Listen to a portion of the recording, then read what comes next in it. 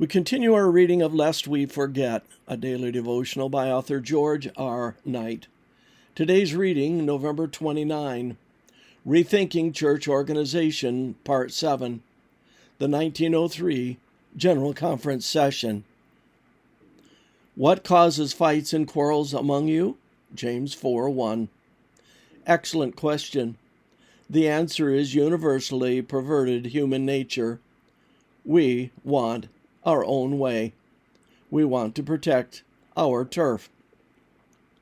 That's true of individuals everywhere, whether it be their family or professional lives. In the church, such strife can arise when the mission of individuals supersedes the gospel mission commanded by God. Two structural problems continued after the 1901 meetings.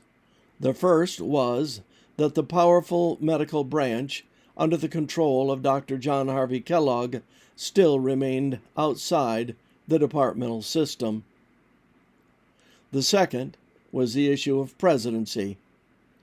By 1902, a major power struggle had developed between A.G. Daniels, the chair of the General Conference Executive Committee, and Kellogg. It resulted from the fact that Daniels called for fiscal responsibility, while the doctor had plans for unlimited spending as he increased his medical empire. The solution to the difficulty seemed clear to Kellogg, who controlled 1/3 of the votes in the executive committee and had influence over others. Dump Daniels and replace him with A.T. Jones, who was favorable to Kellogg's point of view. The thunderous sound of struggle shook the denomination in November 1902.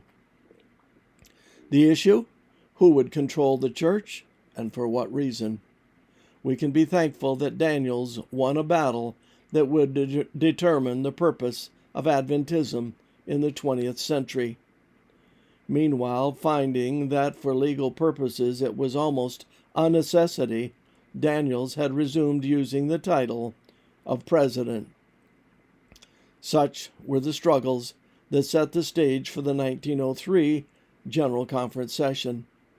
Those meetings made the medical program a department of the church, restored the presidency, and set the stage for schism.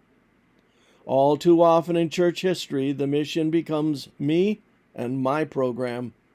Such is the death of peace and spirituality. The devil is always on hand to encourage us to push for our individual agendas. Each of us finds ourselves tempted to be central, to sit on our little throne.